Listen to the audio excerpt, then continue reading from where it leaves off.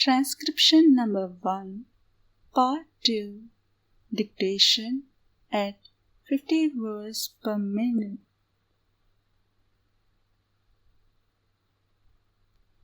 I will remind honorable members that between 1946 and 1948, the entire field of company law was carefully reviewed by two distinguished company lawyers who were appointed to recommend the broad lines on which the present Act should be revised.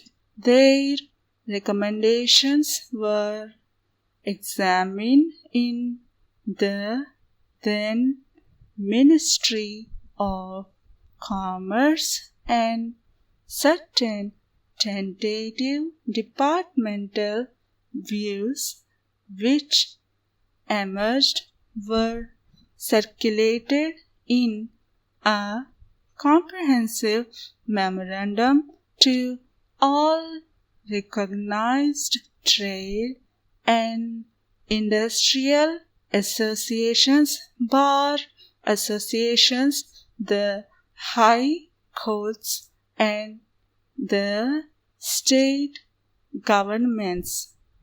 That brought us to the end of 1949.